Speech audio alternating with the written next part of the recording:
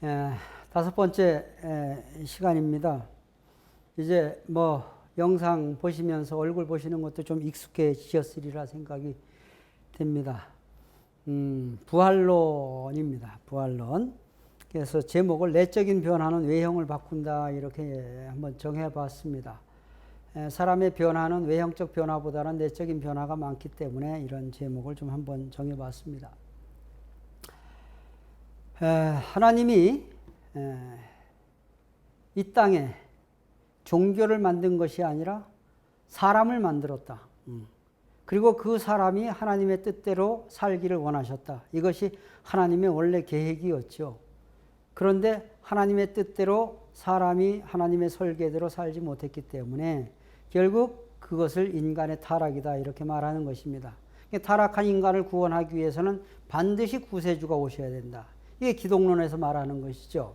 구세주가 오셔서 우리를 구원해 주셔야 된다. 그래서 구세주가 오실 수 있는 기반을 마련한 것이 어떻게 보면 이스라엘 역사였고, 이스라엘 역사 속에 유대교를 통해서 하나님께서 당신의 아들을 보내셨는데 그 아들이 십자가에 돌아가시게 됩니다. 예수님의 탄생은 세상 만인의 탄생보다 더 위대한 탄생이었습니다. 그래서 전 세계에서 예수님의 탄신일을 기념하는 것입니다. 그런데 이 땅에 하나님의 아들로 오셔서 우리를 구원해 주실 그 구세주 예수님을 그때 당시라고 말하면 우리도 그때 당시 살았어도 그런 일을 하고도 남았을 것입니다. 유대인들의 섭리에 대한 무지와 인간 예수에 대한 그런 일반적인 평범한 눈으로 예수를 보았기 때문에 결국 예수를 이단자로 예수를 십자가에 못 박고 말았던 것입니다. 십자가에 예수님이 돌아가시면서 예수 한 분을 십자가에 못 박은 것이 아니라 하나님의 4천년 역사의 모든 섭리를 망가뜨린 것이 유대인들이 되었던 것입니다. 그래서 하나님은 실패한 하나님이 되실 수 없기 때문에 예수님의 그 십자가의 엄청난 고난 끝에 3일 만에 예수를 부활시키십니다. 참부원님 말씀에 의하면 예수님이 이 땅에 부활할 수 있는 조건은 오른편 강도가 제공했다. 예수님이 십자가에 돌아가실 때 골고다 산상에서 오른편 강도, 왼편 강도가 같이 있었지요. 그때 당시에 골고다 해골산이라는 것인데 그때 사형수들은 거의 다 그곳에서 사형이 됩니다. 연고자가 없는 사람들은 전부 다 사람이 죽어가지고 살을 다 동물들이 파먹고 그 다음에 독수리가 뱀이 파먹고 해골만 굴러다니는 산이 됐기 때문에 해골산이라고 했던 것입니다. 거기에 예수님이 가운데 십자가에 달리시고 오른편 강도, 왼편 강도가 같이 참혹한 십자가형에 달리게 되는데 왼편 강도가 예수님을 보고 조롱을 합니다. 네가 하나님의 아들이라면 전지전능한 하나님께 부탁을 해서 우리도 살려주고 너도 살아라 이렇게 말합니다. 그때 오른편 강도가 왼편 강도를 보면서 나무라지요. 야 이놈아, 우리는 죄를 지어서 죽어도 싸지만 이분이야말로 하나님의 아들이신데 무슨 죄가 있다고 우리가 죽어가면서 조롱까지 해야 되느냐. 그때 예수님은 오른편 강도를 빙긋이 보십니다. 그러시면서 뭐라고 하시느냐. 내 말이 맞다. 너는 오늘날 나와 함께 낙원에 이를 것이다. 이렇게 말씀하십니다. 일생을 강도짓을 해먹고 마지막 죽어가는 순간에 예수님을 하나님의 아들로 고백하고 예수님과 함께 손에 손잡고 낙원에 간 놈이 강도일 줄이야 누가 알았겠냐. 그렇기 때문에 사람은 일생을 살다가 마지막 순간에 어떻게 장식을 하느냐 하는 것. 기독교인들도 안 믿는 사람에게 가가지고 또는 자기 아버지 어머니가 병원에 누워서 마지막 숨을 거둘 때 아버님 예수를 구주로 고백하세요. 구주로 고백하세요 하면서 신부님들 목사님들 모셔다가 회개를 촉구하는 장면을 우리가 영화에서도 보게 되고 실제로다가도 보게 되는 장면입니다. 그래서 모든 것은 마지막 순간이 중요하다 하는 말씀입니다. 그래서 예수님은 오른편 강도의 증언 덕분에 3일 만에 부활하시게 됩니다. 이 부활권은 사탄 불가침권입니다. 이 땅에서 예수를 대신해 죽어주는 한 사람의 제자를 찾지 못했기 때문에 예수님은 십자가에 돌아가시게 됩니다. 근데 하나님은 실패하신 하나님이 되실 수 없기에 3일 만에 예수님을 기적같이 부활시키십니다. 그래서 예수의 부활 사건을 통해서 기독교회는 있게 된 것입니다. 그런데 부활이라는 것은 육신의 부활을 말하는 것이 아니라고 하는 것을 이제부터 여러분들에게 말씀을 드리려고 하는 것입니다. 기독교의 큰 명절이 두 가지가 있는데 하나는 성탄절이요, 하나는 부활절입니다. 부활주일로다가도 섬기고 있지 않습니까? 그래서 부활, 그 부활 사건에 대해서 우리가 이해를 해야 되겠다. 그래서 부활의 현대적인 의미를 다시 한번 생각을 해보자 그런 말이지요. 성경에는 부활을 이렇게 말합니다. 무덤들이 열리며 자던 성도들의 몸이 많이 일어나되 예수님이 부활한 다음에 저들이 거룩한 성에 들어가는 것이 보이더라 그랬습니다. 여러분들이 보시는 이 그림이 성화가 예수님이 부활하신 모습이고 예수님의 무덤을 지키는 천사고 건너편에 있는 것은 무덤에서 살아난 성도들이 거룩한 성으로 꾸역 들어가는 모습이 보여지는 거죠. 이스라엘의 공동묘지는 이렇게 만듭니다. 완전히 석관으로다가 만듭니다. 그리고 맨 위에는 석관을 쪼개서 맞추는 것이 아니라 우리는 칠성판이라고 하는 것을 댑니다마는 그때는 굉장히 시신훼손을 하는 사람들이 많았던 것 같아요. 혼자는 도저히 들 수 없는 완전한 통으로 된 대리석으로다가 관을 덮습니다. 그런데 성경에서 뭐라고 했느냐? 무덤들이 열리며 자던 성도들의 몸이 많이 일어난다. 이 관 뚜껑이 벌떡벌떡 열린다라고 하는 것입니다. 여러분, 사실 무덤이 열리며 자던 성도들, 죽은 사람들이 다 살아난다면 어떤 일이 벌어질 것인가? 간단하게 말하면 아무리 믿음이 좋은 사람도 창조 원리에 의하면 살아날 가능성이 없습니다. 무덤이 열리며 죽은 사람이 살아난다면 산 사람이 죽어야 됩니다. 왜? 놀래가지고. 그러니까 간단한 이치입니다. 이런 일은 있을 수도 없고 오지도 않는다는 사실을 여러분들이 기억을 하시면서 부활이라고 하는 현대적인 의미를 우리가 다시 한번 해석을 하자 그 말이에요. 성경은 해석입니다. 성경 한 권을 가지고 1500년 전의 해석이 천주교 신학이 되고 500년 전의 해석이 개신교 신학이 됩니다.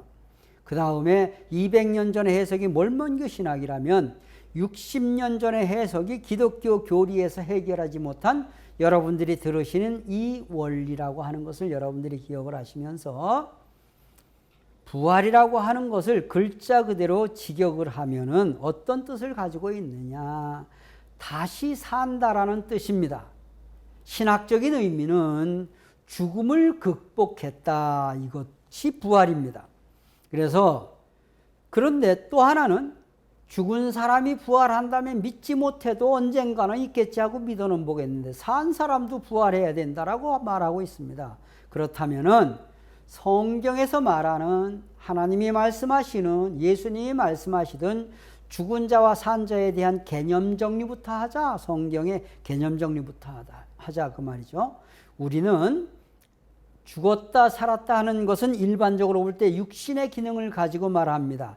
육신의 기능이 정상적으로 살아 움직이고 있으면 밥 먹고 잠자고 화장실 가고 직장 다니고 있으면 이게 산자입니다.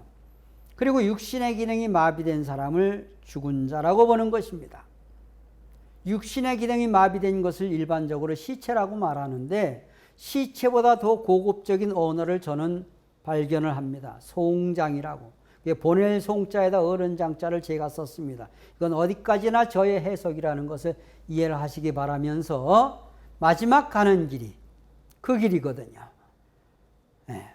그래서 육신의 기능이 죽은 자와 산 자를 분별하는 것은 우리 일반적 현상인데 예수님의 제자 중에 한 사람이 급히 예수를 찾아와요. 누가복음에 보게 되면 스승이시여 시골에서 연락이 왔어요. 아버지가 돌아가셨답니다. 며칠 휴가를 주세요. 갔다가 장례만 지나고 빨리 돌아오겠습니다. 그러니까 예수님께서 하시는 말씀이 야 이놈아 가지 말아라. 죽은 자는 죽은 자들로 하여금 장사하게 하고 너는 나를 따르라. 그 뒤에 있는 성경이 더 재미있어요. 농부가 쟁기를 들고 뒤를 돌아보는 자는 하나님 나라에 합당한 자가 아니다. 이렇게 말씀하십니다.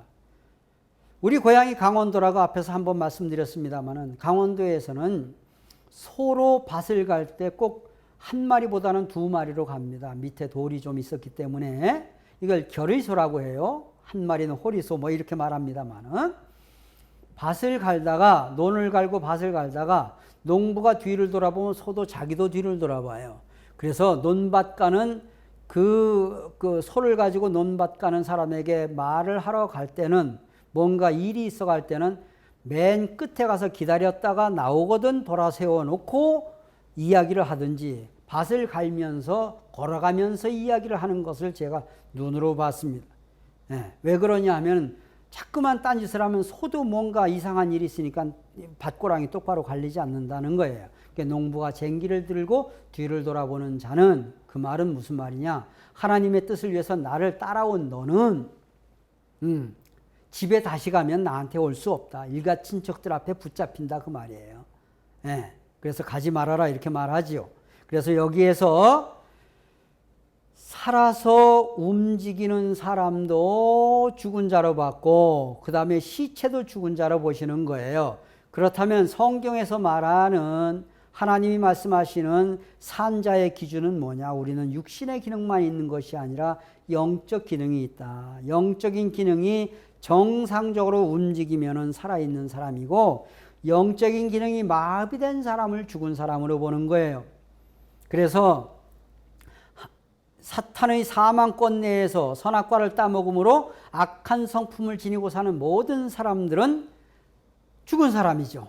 하나님의 눈으로 볼 때, 신앙의 눈으로 볼 때, 예수님이 보실 때. 그래서 너희들이 살았다 하는 이름은 가졌으나 죽은 자로다. 비신앙적인 사대교회 교인들에게 질책을 한 내용이 너희들이 예배당에 나오고 산 것 같지만 내가 볼 땐 다 죽은 놈들이다. 이렇게 말씀하십니다. 그리고 산자라는 것은 하나님의 사랑권 내에 돌아와 가지고 하나님을 믿는 신실한 믿음을 가지고 거룩한 마음을 가지고 사는 여러분들 같은 사람들을 산자로 보시는 것입니다. 요한복음 11장 25절에 나는 부활이요 생명이니 나는 부활이요 생명이니 나를 믿는 자는 죽어도 살겠고 나를 믿는 자는 죽어도 살겠고 무릇 살아서 나를 믿는 자는 영원히 죽지 아니하리라. 이 성경이 어떻게 보면 영생교회의 시초가 되었는지도 모릅니다. 그래서 하나님이 보실 때, 예수님이 보실 때 죽은 자와 산 자의 기능은 육신의 기능을 가지고 말하는 것이 아니라 영적인 기능, 영인체의 기능과 영인체의 감성이 하나님과 함께 하느냐 아니면 세상에 있느냐를 가지고 죽은 자와 산 자를 판별하신다는 사실입니다. 그렇다면은 에덴 동산에서 선악과를 따먹고 된 죽음은 어떤 죽음이냐 그 말이에요. 쉽게 말하면 하나님께서는 너희들이 선악을 알게 하는 나무의 실과를 먹는 날에는 정령 결단코 죽으리라 그랬거든요. 선악과를 따먹고 죽은 것이 사실이에요. 하나님의 말씀을 믿는다면. 근데 아담과 해와는 성경에 보게 되면은 930년을 살았어요. 구대손까지 보고 살았다는 거예요. 구대손이라는 것은 정석으로 나와요. 근데 930년이라는 것은 요즘 연도로다 환산할 필요는 없다고 이건 제가 단호히 말씀을 드립니다. 왜냐하면은 태양력이 생겨나기 이전의 말씀이라고 저는 믿고 있기 때문에 그래요.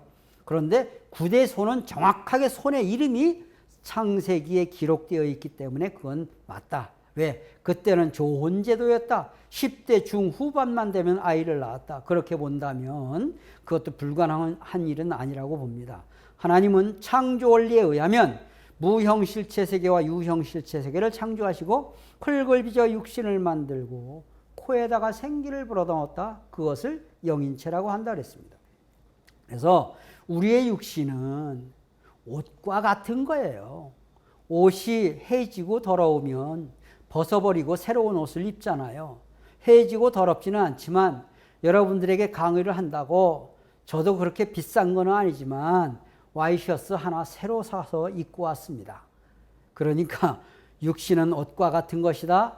더럽고 해지면 벗어버리는 것과 마찬가지로 육신도 노쇠하면 반드시 벗게 되어 있는 것이 하나님의 무슨 원리? 창조 원리입니다. 생명을 가진, 쉽게 말하면 생명을 가진 이 땅의 생명체 중에 영원히 존재하는 것은 하나도 없습니다. 생명체 중에 아무리 오래 산다고 하는 학이나 거북이도 1000년을 넘지 못한다라고 되어 있지 않습니까? 요즘 거북이들은 뭐 자연 살아있다 뭐 이런 데를 보게 되면은 뭐 한 200년 가장 오래 사는 것이 그렇게 산다라고 말합니다만, 인간의 본성이 자기 죽기 싫어한다는 거예요. 이거는 잘못된 거예요. 여러분, 할 일 다 해놓고 가는 사람은요, 자기가 죽을 날짜를 받아놓고 갑니다. 화담 서경덕 선생 같은 사람들이 바로 그런 사람들이 아니었는가 하는 생각을 하게 됩니다. 그럼 왜 생명에 대한 애착을 갖느냐, 죽기 싫어하느냐? 두 가지로 설명이 됩니다. 하나는 영계를 모르기 때문에 육신 먹고가 사는 또 다른 세계가 있다는 것을 모른다. 이건 우리 원리에서는 애벌레와 나비와의 관계로 설명합니다.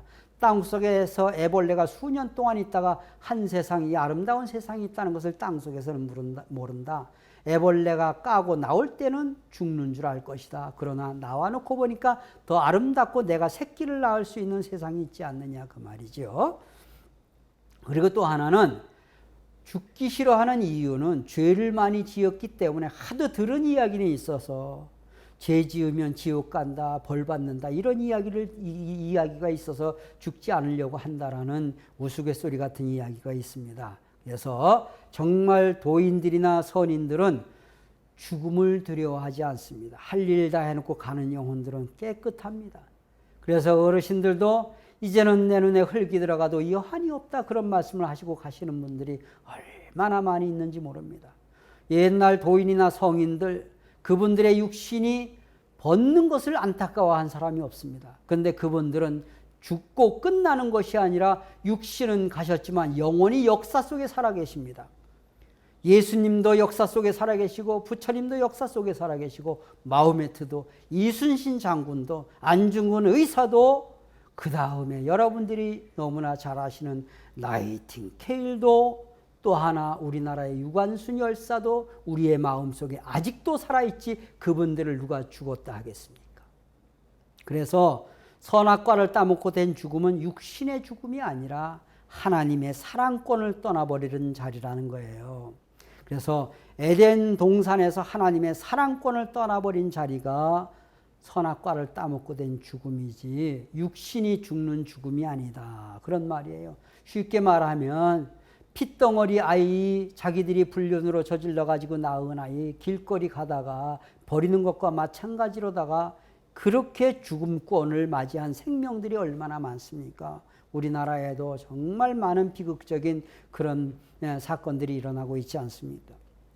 그래서 하나님을 붙잡고 사는 것이 영생을 얻는 것이라고 하는 가장 기본적인 생각을 해 주시길 바랍니다. 부활이라는 것은 뭐냐? 인간이 선악과를 따먹고 된 죽음, 즉 그의 타락으로 초래된 죽음, 사탄 주관권 내에서 복귀 섭리에 의해서 하나님의 사랑권 내로 복귀되어지는 과정적이며 점진적인 현상을 부활이라고 합니다. 그래서 어제보다 오늘 내가 보다 더 선하고 의롭게 살았더라면 나는 그만큼 부활한 것이다. 일일 일 선하고 일일 일 행하면은 이 어찌 기쁜 일이 아니냐. 매일매일 기쁘게 살아가는 것이 부활되어지는 것이지 여러분들이 죽었다가 살아나는 것이 부활이 아니라는 말씀을 드리는 것입니다. 그리고 또 하나는 예수님이 육신으로 부활하신 것이 아니라 예수님을 부활시키신 것이 누구냐 하면은 사도 바울이나 베드로 같은 초대교회의 성령운동에 의해서 예수가 부활하시게 되는 것입니다. 절대 육신을 벗는 것은 하나님의 창조 원리입니다. 예수님도 몇 년을 사시던 육신은 벗게 되어 있는 것입니다.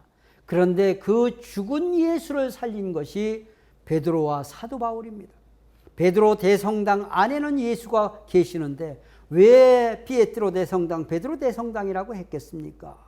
베드로가 예수를 살렸기 때문에 그런 것입니다. 바울교회 안에는 예수를 가르치는데 왜 바울교회라고 했습니까? 그 교회를 세운 것은 바울입니다. 그렇기 때문에 예수를 예수답게 만들고 예수를 살린 것은 베드로하고 바울 같은 초대교회에 신실한 믿음을 가진 선배들이 있었다는 사실을 우리가 꼭 기억을 하셔야 됩니다. 우리는 우리 스스로를 살릴 수 있는 준비가 되어야 된다는 말씀입니다. 그래서 성경에 보게 되면은 이렇게 말하죠. 사망도 사람으로 말미암음이요 죽은 자의 부활도 사람으로 말미암음이니라. 이렇게 말합니다. 고린도전서에서. 사망을 가져온 사람은 예수고 아담이고 죽은 자를 부활시킨 분은 누구냐? 예수 그리스도라는 것이죠. 예, 그래서 예수님은 완전한 생명체이기, 쉽게 말하면 완전한 하나님의 아들이시기 때문에 죽어도 살겠고 그러거든요. 역사 속에 살아계시는 예수님을 지금 믿는 것이 아닙니까? 기독교인들이. 그래서 우리도 마찬가지로 우리도 죽어도 죽은 게 아니고 영원히 사는 참부모의 참사랑의 정신이 우리에게는 필요하다는 말씀을 드리는 것입니다. 그러면 이제 부활한 사람과 부활하지 않은 사람과는 어떤 변화가 있느냐 하는 거예요. 외형적인 변화는 없다 하는 말입니다. 타락 전의 아담이나 타락 후의 아담이나 아담의 모습은 별반 달라진 게 없었다. 이건 뭐 간단한 초등학생 수준의 이야기입니다. 그리고 조금 전에 말씀을 드렸듯이 예수님이 십자가에 달리실 때 오른편 강도나 왼편 강도나 사람의 눈으로 봤을 때는 똑같은 사람이었기 때문에 그렇습니다. 그리고 또 하나는 내가 믿기 전에나 믿은 후에나 별반 달라진 것은 그렇게 없지 않습니까? 외형적인 모습으로 볼 때, 외형적인 모습으로 볼 때 그 말이에요. 근데 내적인 변화는 심각하게 나타나게 됩니다.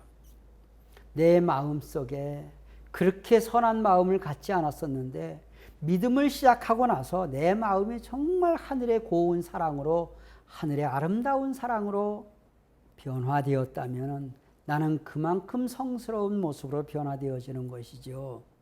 그래서 성인의 기준은 뭐냐?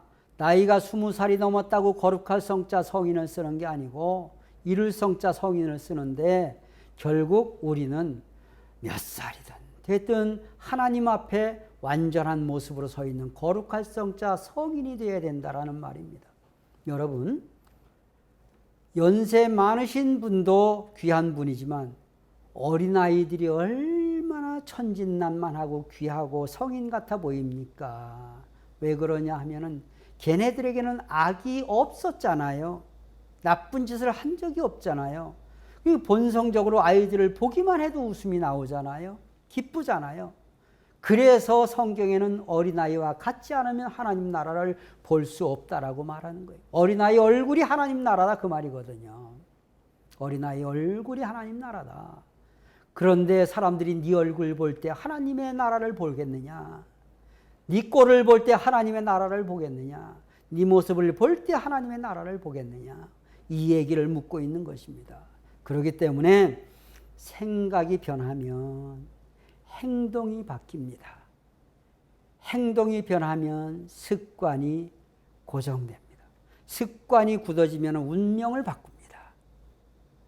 인도의 마하트마 간디도 너의 생각이 너의 행동을 바꾸고 행동이 너의 습관을 바꾸고 습관이 운명을 바꾼다고 했습니다. 그런데 생각을 바꾸는 것이 뭐냐 하면은 기분입니다. 기분 좋으면 무슨 생각한다? 좋은 생각합니다. 기분 나쁘면 무슨 생각한다? 나쁜 생각합니다. 그래서 기라고 하는 것은 뭐냐? 하늘이라고 제가 말씀드렸습니다. 동양학으로 기는 기독교에서 말하는 하나님이다. 이렇게 봐도 틀림이 없다. 기의 무형적 존재를 하늘이라고 하고 기의 유형적 존재를 땅이라고 한다고 첫 시간에 말씀을 드렸거든요. 우리가 성경에서 하늘 하는 얘기가 많이 나오고 하늘나라 그 어디나 하늘나라를 외치는데 하늘이라고 하는 그 뜻을 가진 영어가 크게 세 가지로다가 나눌 수 있을 거예요. 푸른 하늘, 우리가 학교에서 배웠던 스카이, 창공이다 이런 뜻을 가졌겠죠. 그리고 또 하나 공간적인 세계, 이걸 스페이스라고 해요. 우주 공간, 뭐 이것도 마찬가지예요. 그 다음에 종교가 만들어 놓은 상상의 하늘이 있는데 이것을 우리가 성경에서 말하는 헤븐이라고 하는 것입니다. 헤븐이라고 하는 것입니다. 천국, 하나님의 이상, 하나님의 꿈, 하나님의 설계, 하나님의 사랑이 머무는 곳이 헤븐이 아니냐 그 말이죠. 이 우주 공간이 아니라. 그래서 결국 정말 우리가 기분 좋게 살아야 되겠다. 기분 좋으면 좋은 생각한다. 기분 나쁘면 나쁜 생각한다. 나로 말미암아서 남의 기분 상하게 하지도 말고 남으로 말미암아서 내 기분 자극받지도 말아야 됩니다. 그래서 여러분들도 항상 아침에 일어나서 기분 좋다 기분 좋다. 우리 집사람이 아침에 일어나기만 하면 감사합니다. 기분 좋다 기분 좋다 그러고 일어나요. 그런 걸 보니까 그 사람 덕분에 제가 공부를 많이 하는 것도 같습니다. 기분 좋으면 좋은 일이 열립니다. 기분 나쁘면 자꾸만 좋은 일은 막히고 안 좋은 일이 열리게 되어 있습니다. 그래서 우리가 기분 좋게 사는 것, 이건 하나님과 동행하는 길이다. 그럼 기분 좋으면 좋은 생각으로 좋은 결과로 나타나고 운명은 하늘과 함께하는 하나님과 동행하는 운명이 될 것이라고 저는 확신합니다. 부활은 완성한 인간이 될 때까지 계속되어야 한다. 이렇게 원리는 말하고 있는데 완성한 인간이라는 것은 인간을 개성 진리체로 우리 창조 원리에서 정의한 이상 레오나르도 다빈치 같은 전천후 인간, 예수 닮기를 원하도 예수와 똑같은 기준의 인간을 바라는 것은 아닙니다. 사람은 천차만별로 태어납니다.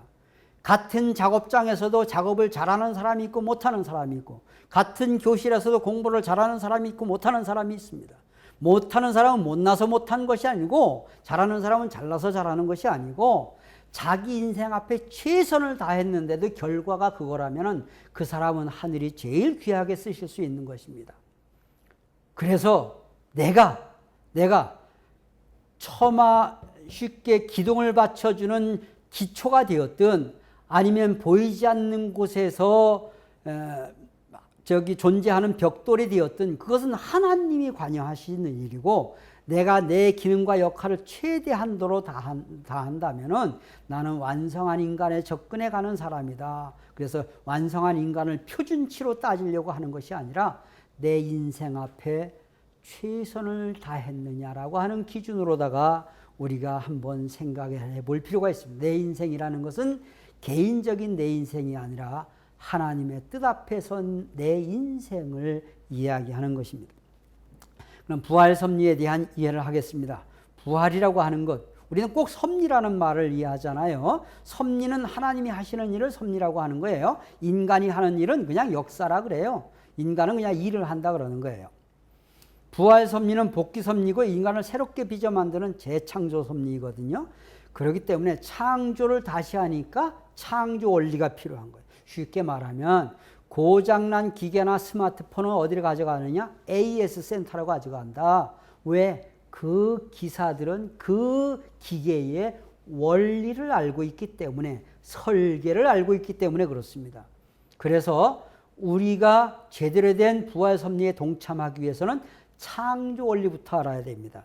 여러분 뒤에 계속 나오는 것이 창조 원리에 의하면, 창조 원리에 의하면, 왜? 뭔가 집을 고치려고 하면은 기술자 부르면은 이 집에 설계도 내놓으시오 그러잖아요. 설계도가 창조 원리거든요. 그래서 부활 섭리는 어떻게 하시는가? 부활의 4대 원칙이 있어요. 시대적인 혜택을 받는다. 여러분 시대적인 혜택이라는 것은 이건 엄청난 거예요. 우리가 50년 전에 아니 30년 전에 죽었다 한들 이 원리 말씀을 들을 길이 없거든요. 그렇기 때문에 시대적인 혜택. 그래서 이 강의를 들으시는 여러분들은 조상님의 공적이 좋다고 생각을 해야 돼요. 선조들이 쌓아온 심정적인 기대가 있다. 참 부모님께서 평화대사들이나 이 많은 외부 사람들 강의를 하시다 쭉 다니시다가 딱 쳐다보는 사람 얼굴을 보면서 임자는 조상의 공적이 좋구만, 이 말씀을 참 많이 하셨습니다. 제가 중앙수련원, 구리에 있는 중앙수련원에 18년을 근무했습니다마는 엄청난 집회를 했습니다. 참부모님 직접 오셔서 말씀을 하시는 걸 수없이 옆에서 사진도 찍고 참관도 하고 그리고 또한 구경도 했습니다마는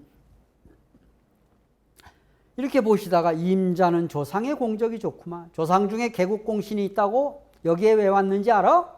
나를 따라서 인류 평화의 공신으로 만들어야 된다고 조상들까지. 쉽게 말하면 이 강의를 들으시는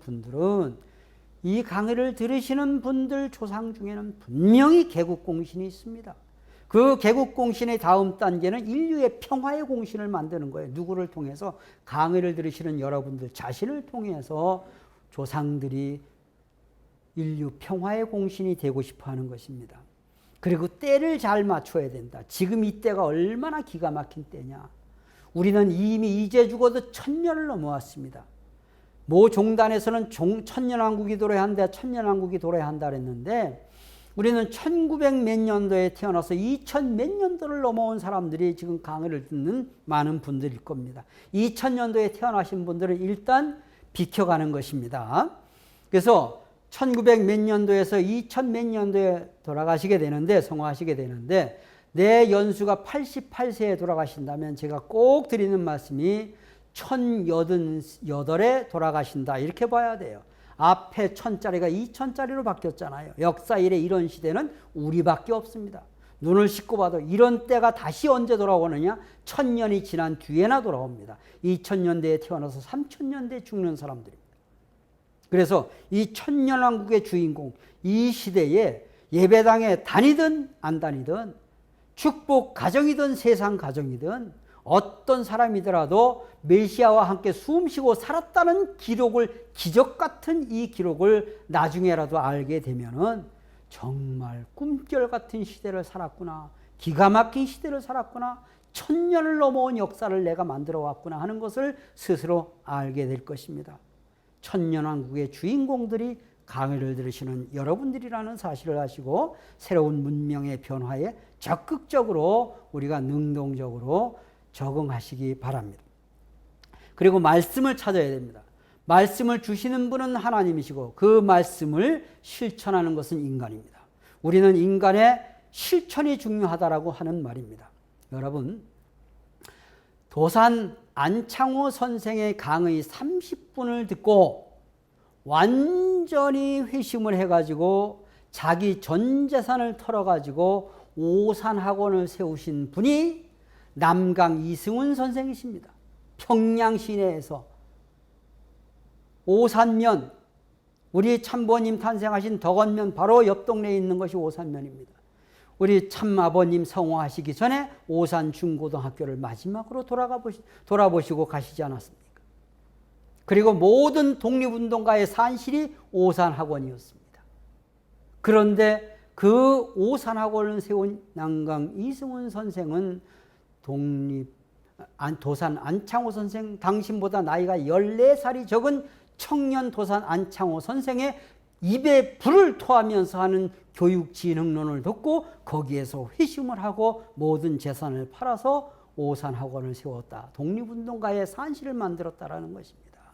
그래서 우리는 말씀이 아무리 좋은 말씀을 들어도 내 것으로 만들지 못하면 울리는 꽹과리요. 그리고 다른 아무것도 필요 없는 밥이라 먹고 아름답게 살다가 잠자고 가는 것이다 이 말이죠. 그래서 우리는 뭔가 의미 있고 가치 있는 일을 하기 위해서 오늘도 이 강의를 듣는다는 말씀을 저는 드리고 싶은 것입니다. 질서적인 3단계의 기간, 이것은 조금 이따 말씀을 드리고 반드시 육신을 토로해서 영인체를 부활시켜야 됩니다.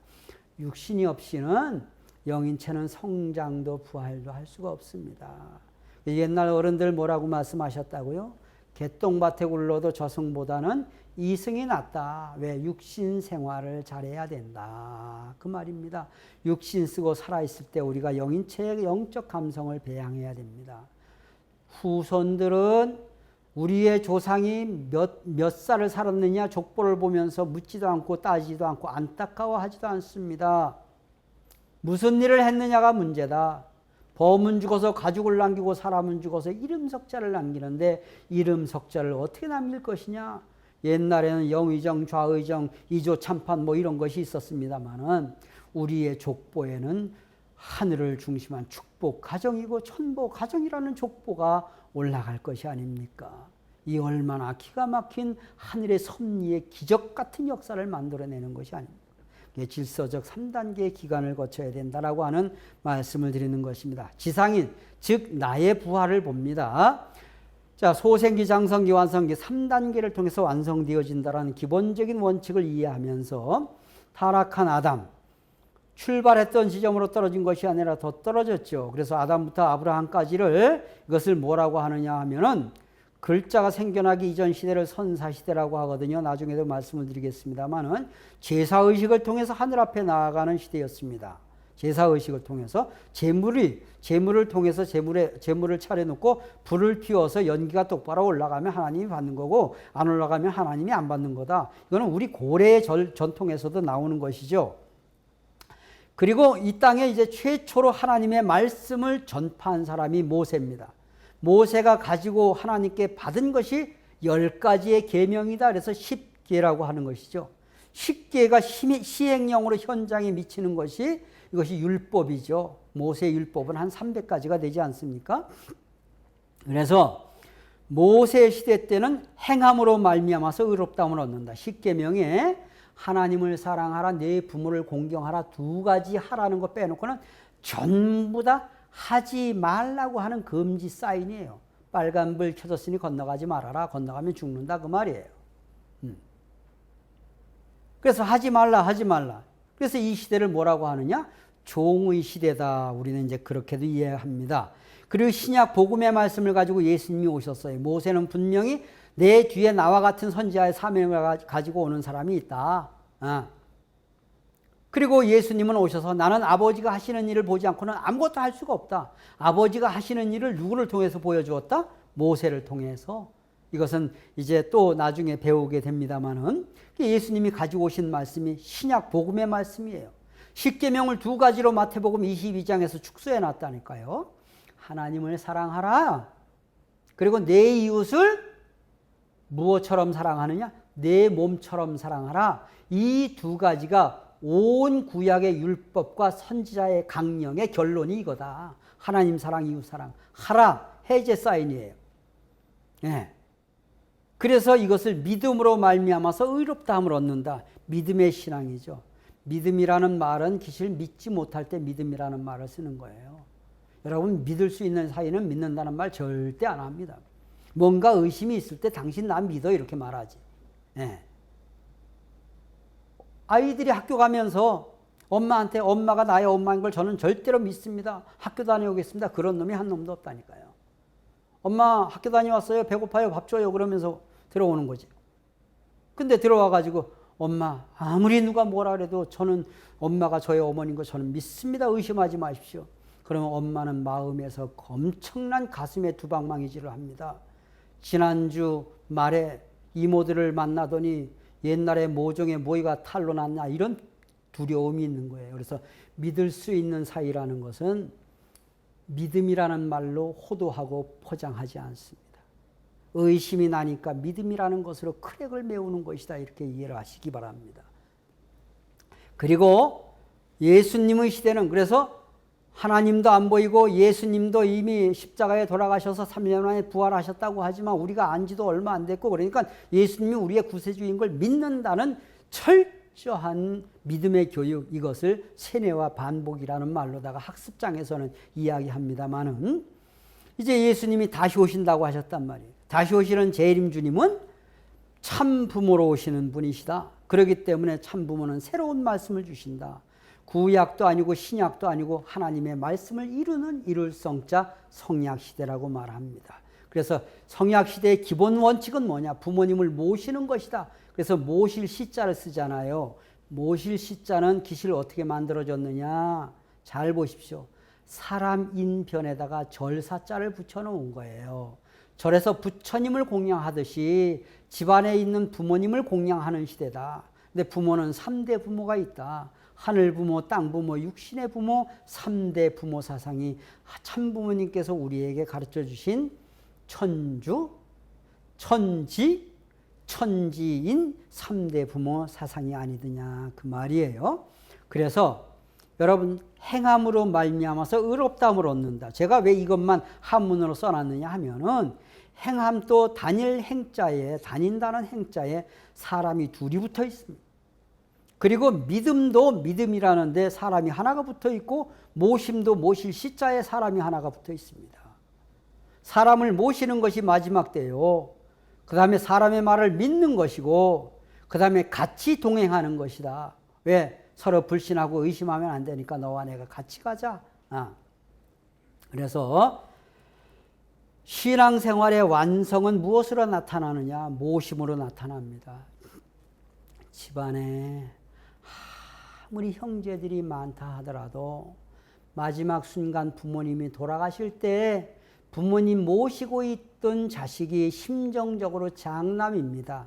태어날 때의 장남은 호적순으로 보는 것이지만 돌아가실 때의 장남은 돌아가실 때 부모님을 모시고 살았던 분입니다. 그렇기 때문에 그 아들이 하자는 대로 밖에 있었던 사람, 모시지 않던 형제들은 와가지고 다 옆에서 잔소리하면 잔소리하지 마. 그래도 모시고 있던 놈이 최고요.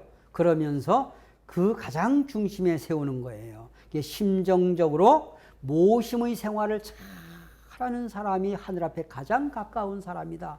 부모님도 모신다 그러지요. 선생님 모시고 식사 한 끼 했다 그러죠. 목사님 모시고 식사 한 끼 했다 그러죠. 회장님 모시고 어디 다 행사에 다녀왔다 그러죠. 모든 것은 모심으로 나타나잖아요. 회장님 데리고 내가 어디 갔다 왔어. 이런 것은 신앙의 기준이 아니지요. 자기의 교만이지요. 그래서 그런 것은 신앙의 완성은 반드시 모심의 도, 이 모실 시자는 일반적으로 효도 효자하고 통합니다. 효도 효자나 모실 시자는 같은 의미를 지니는 것입니다. 그리고 이제 조상들의 부활이에요. 조상들은 반드시 무슨 부활을 하느냐? 재림 부활이다. 재림 부활이라는 것이 뭐냐? 조상은 후손이 없이는 구원받을 길이 없다고.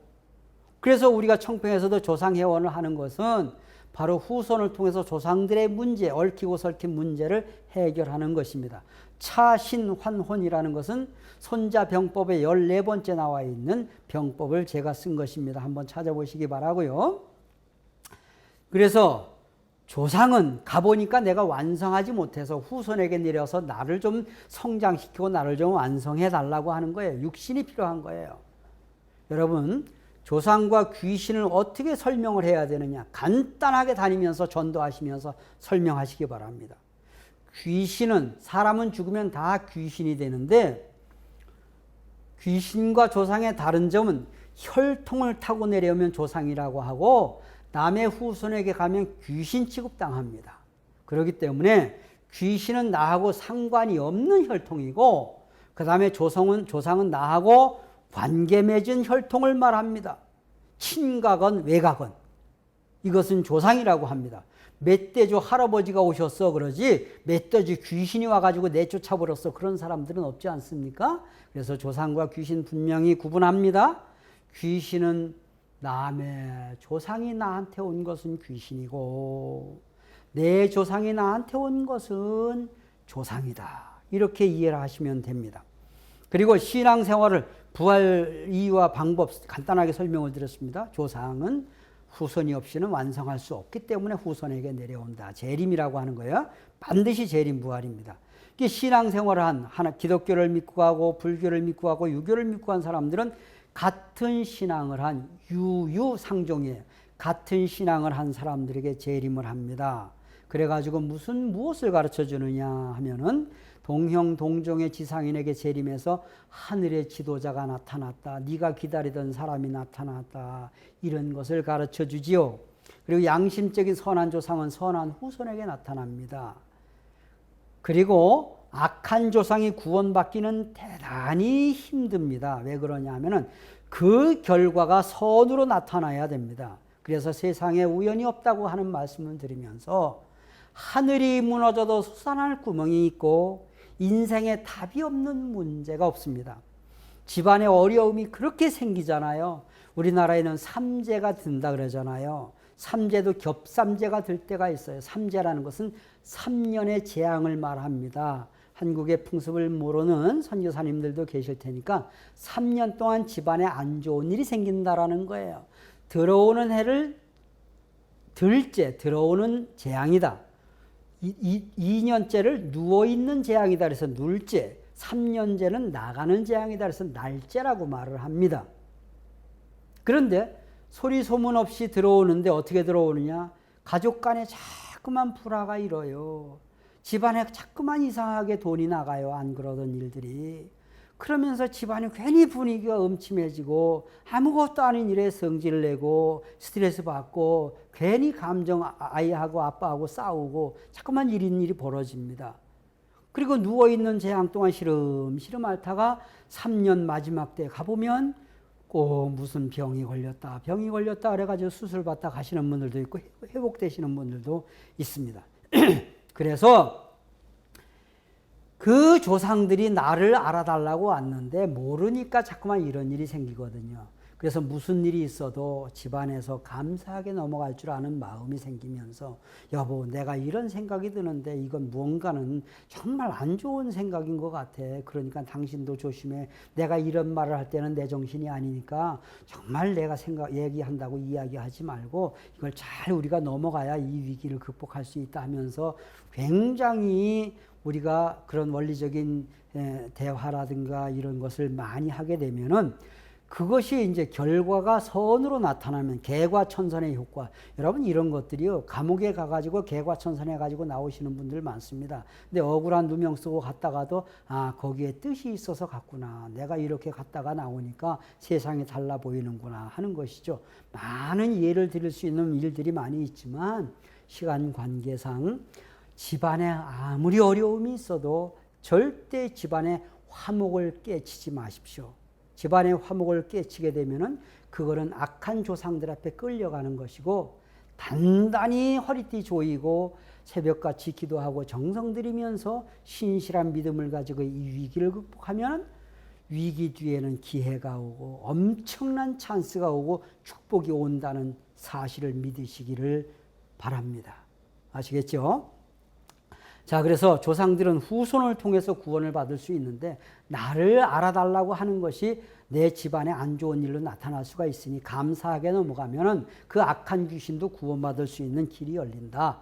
원리적인 해석이 여러 가지가 있습니다만은 간단하게 이렇게 이해를 합니다. 그리고 재림 부활에 의한 종교 통일 한 번만 더 하고 강의를 마치도록 하겠습니다. 기독교의 통일을 다른 종교 비종교인들 이렇게 대체적으로 크게 나눴습니다. 기독교를 믿고 한 영인들은 기독교인들에게 나타나가지고 메시아가 나타났다 찾아가라.